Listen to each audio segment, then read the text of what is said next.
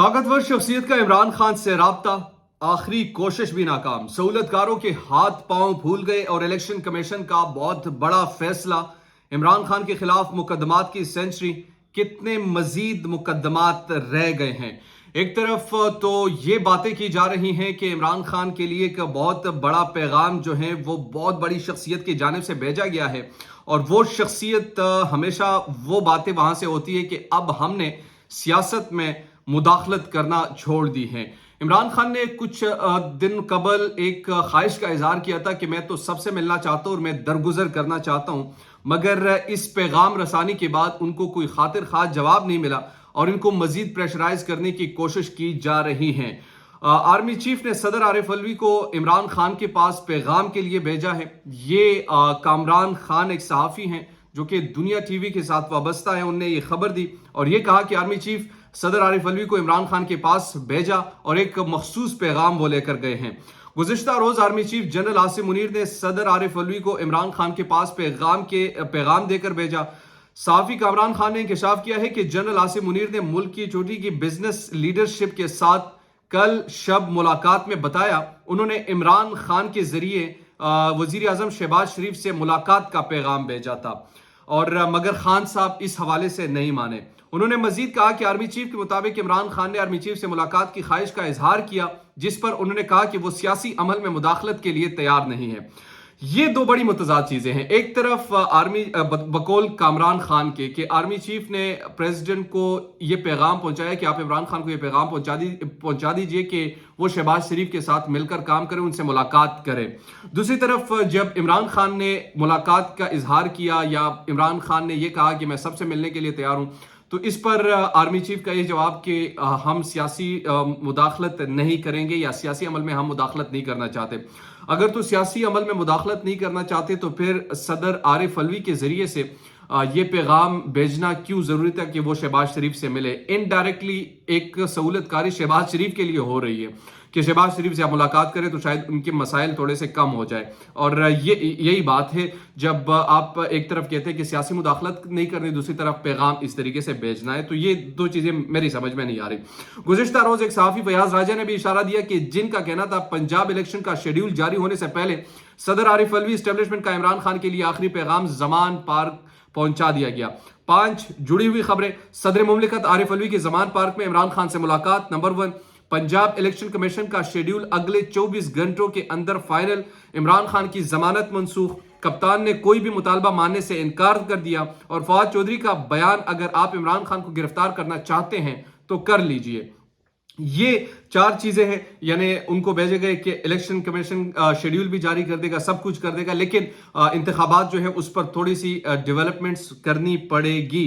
और वो किस लिए जरूरी है? वो इसलिए जरूरी है कि एक तो बताया गया कि थोड़ा सा वक्त भी गुजर जाए, और दूसरा ये कि उनकी जो सियासी साख है वो जिस तरीके से मुतासिर हो रही है तो वो मुतासिर होने से बचाई भी जा सके।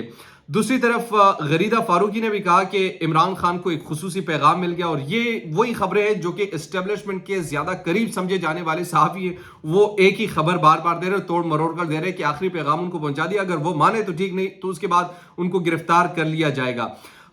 इमरान खान का अगला कदम क्या होगा, इस पर बड़ा इंपॉर्टेंट डिस्कशन जो चल रही है कि वो आगे क्या। कल तो उन्होंने वैसे अनाउंस भी किया है एक रैली करेंगे, वो निकलेंगे, मगर दूसरी तरफ उन पर मुकदमात भी बन रहे हैं। कल लाहौर में एक मुकदमा दर्ज हुआ, उसके बाद से क्वेटा में एक मुकदमा दर्ज हुआ। अब तक की इत्तलात के मुताबिक जितने भी मुकदमात हैं इमरान खान पर, उसकी तादाद जो है वो 76 तक पहुंच चुकी हैं, और 76 मुकदमात का एक साबिक वजीर आजम को सामना है। आप तस्वर कीजिए एक आम शख्स का अगर वो अपने हुदूद या अपने दायरे से बाहर चला जाता है उनके साथ क्या सलूक होता होगा। यहाँ पर एक फॉर्मर प्राइम मिनिस्टर जो कि रह चुका है, जिनके अंडर बहुत सारे लोग काम कर चुके, उन पर 76 मुकदमात दर्ज करना, और ये वो मुकदमात हैं जिनके हवाले से बार बार जिक्र भी करते रहे इमरान खान, अपने स्पीचेस में बताते रहे कि किस तरीके से ये तमाम चीजें कंट्रोल हो रही है, ये बताते रहे कि किस तरीके से یہ ان چیزوں کو کنٹرول کیا جا رہا ہے، اور یہ بھی بتاتے رہے کہ جو یہ مقدمات درج کروا رہے ہیں اس کے پیچھے بنیادی طور پر کس کا ہاتھ ہے۔ تو 3 بڑی اہم چیزیں تھی۔ ایک تو عمران خان نے جب پچھلے دنوں 2 دن قبل زمان پارک کے اندر تقریر کی، اس تقریر کے بعد یکسر ماحول تبدیل ہو گیا اور ان کے خلاف ایک جارحانہ موڈ ایک تو عمران خان نے بھی اپنایا، دوسری طرف جارحانہ موڈ جو ہے وہ ان کے مخالفین یا اسٹیبلشمنٹ آپ کہہ لیجئے ان کا بھی جارحانہ ہو چکا ہے۔ دوسری طرف عمران خان کی جو خاص طور پر ضمانت کی منسوخی کا کیس ہے وہ بھی بڑا امپورٹنٹ ہے۔ آج عامر فاروق کی جو عدالت ہے اس میں ضمانت منسوخی کے حوالے سے کیس درج تھا۔ اس کیس کے حوالے سے انہوں نے کہا، عمران خان کے وکلا کا کہنا تھا کہ عمران خان کی زندگی کو خطرہ ہے، ان کی سیکیورٹی پر اعتبار نہیں ہے، تو اس حوالے سے وہ عدالت پیش نہیں ہو سکتی۔ تو اس پر جج صاحب نے کہا کہ جناب سیکیورٹی خطرات تو آج کل ہر انسان کو ہے اور ہمیں بھی سیکیورٹی خطرات ہے، تو کیا ہم آپ کیا کہتے ہیں کہ ہم اس عدالت کو بھی بند کر دیں؟ تو یہ اب تک کے معاملات ہیں، اور اب آخری جو چیز ان سے پوچھی گئی ہے کہ کب تک وہ پیش ہو سکتے ہیں، اس کے بعد وکلاء ابھی مشاورت کر رہے ہیں، مشاورت کے بعد کوئی ایک فیصلہ آئے گا۔ عمران خان کے لیے ایک اور اچھی خبر بھی ہے، اور وہ خبر یہ ہے کہ الیکشن کمیشن میں ان کے پارٹی چیئرمین کی رکنیت ہٹانے کے حوالے سے کیس تھا، اس کا فیصلہ آ چکا ہے، اور ان کی جو رکنیت تھی وہ ختم ہونے کے بجائے وہ کیس اب مسترد ہو چکا ہے، ڈسمس ہو چکا ہے، اور ڈسمس کی جو بنیادی وجہ تھی وہ یعنی اس کیس کو میرٹ پر نہیں بلکہ ایک سیاسی رنگ دینے کی کوشش کی، اور اس بنیاد پر الیکشن کمیشن آف پاکستان نے اس کیس کو ڈسمس کر دیا۔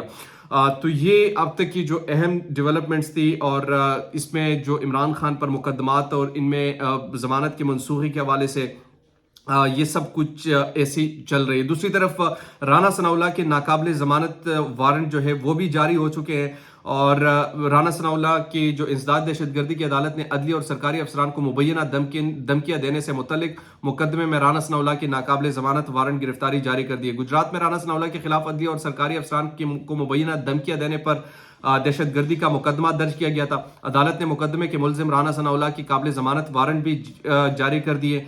منگل کے روز گجرانوالہ میں انسداد دہشت گردی کی عدالت میں مقدمے کی سماعت ہوئی تو رانا ثناء اللہ کی جانب سے استثناء کی درخواست دائر کی گئی۔ عدالت نے درخواست مسترد کرتے ہوئے رانا ثناء اللہ کی ناقابل ضمانت وارنٹ گرفتاری جاری کر دیے۔ عدالت نے پولیس کو حکم دیا کہ رانا ثناء اللہ کو گرفتار کر کے 28 مارچ کو پیش کر دیا جائے۔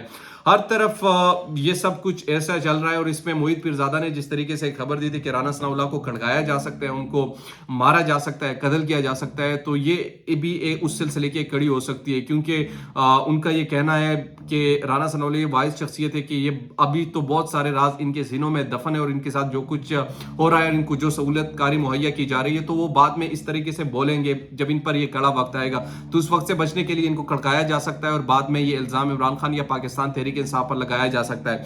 اس پر رانا ثناء اللہ نے کل رد عمل بھی دیا، اور یہ بھی کہا کہ یہ جو خاص طور پر موہت پیرزادہ نے بات کی، تو اس حوالے سے میں ان سے ڈسکشن بھی کروں گا، لیکن میں کہ الزام عمران خان یہ ان کے پارٹی پر نہیں دینا چاہتا۔ بہرحال یہ ایک سنگین قسم کا انکشاف ہے جو کہ ان کے لیے خاص طور پر خوفناک بھی ہے، تو اس حوالے سے ان کا یہ کہنا تھا کہ میرا الزام ان پہ نہیں ہوگا، البتہ اس کی وہ تحقیقات ضرور کریں گے۔ یہ اب تک کی اہم تفصیلات جو میں نے آپ سے شیئر کی، امید کرتا ہوں کہ آپ کو ویڈیو پسند آئے گی۔ اگر ابھی تک آپ نے ہمارے چینل کو سبسکرائب نہیں کیا تو کائنڈلی سبسکرائب کیجیے، بیل آئیکن کو پریس کیجیے تاکہ نئی آنے والی اور لیٹسٹ اپڈیٹ سے آپ باخبر رہیں۔ شکریہ۔